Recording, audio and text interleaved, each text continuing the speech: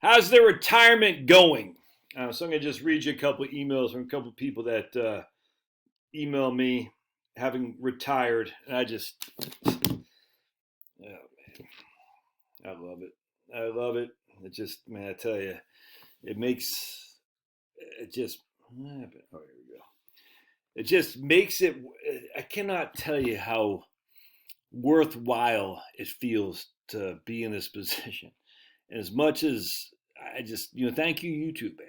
Thank you, YouTube. All right, so here's Marie. We'll just call her Marie. I went back to my old company today. I went back to visit my old company today. Many have not seen me for a year and a half and all wanted to chat with me. Want to know what I've been up to and if I did go back to work someplace else. I smiled and I said, I'm not going back to work. Many of them had the same comments about working until their full retirement age when they can collect Social Security. I told them it's all about expenses and asked if they checked to see how much they would get from Social Security. I'm just amazed at how many people don't know how to figure out if they can quit their crappy old job. Glad I found you on YouTube, and you helped change the way I look at work versus retirement. Love it. And then my man, we'll call him Jack. Where was it here? Oh, right there. I was looking to retire soon.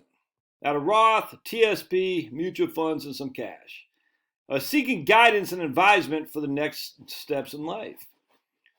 What I appreciate about your approach to me is you brought me into perspective of my values and basically encouraged me to consider outcomes that I could accept or not accept. I was considering retiring in my home state, some Midwest state, because that's where I grew up. With your approach in mind, we decided to settle someplace in the Southeast.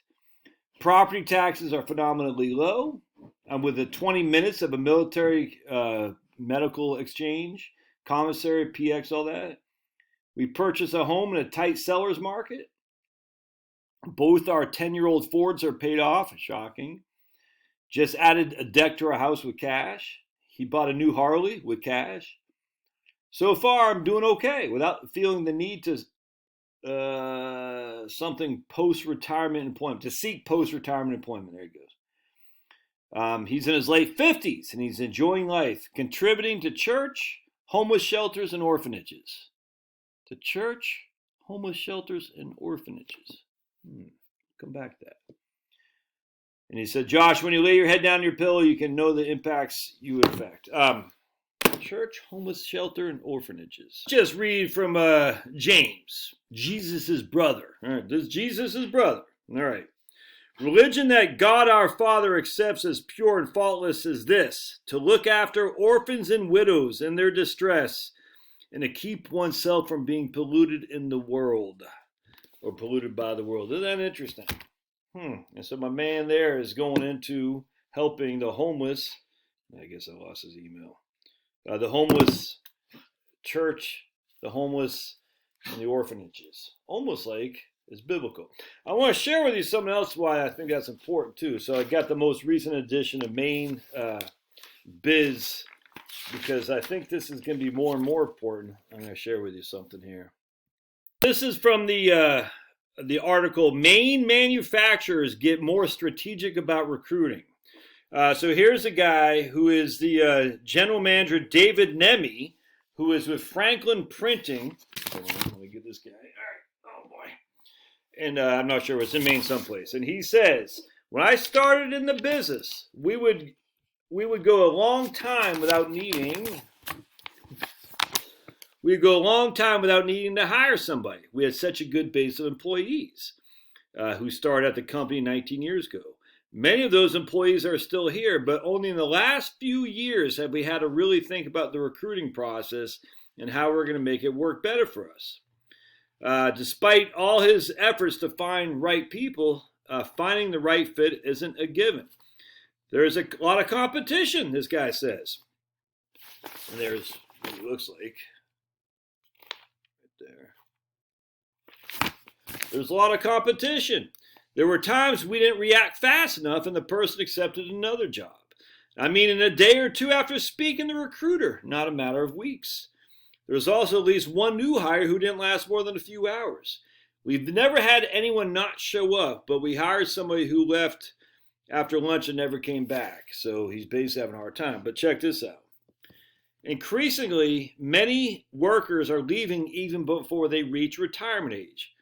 Like the purchasing manager who recently retired unexpectedly in late 2021 has yet to be replaced. Today's hiring headache stems from an aging workforce with people aged 55 to 64 making up the biggest proportion of U.S. manufacturing jobs in the U.S. Did you hear that? The people 55 to 64 make up the biggest proportion of manufacturing jobs in the U.S. You would find sectors with such a heavy concentration of older people, which in turn means higher retirement and quit rates. For manufacturers, they are rightly concerned when they look at their workforce with a bunch of baby boomers. It's not only how do they get the new bodies in to replace them, but how do they replace that institutional knowledge as well. Why do I say that? The days of growth are over. Growing. That means the days of your portfolio growing at significant rates are over.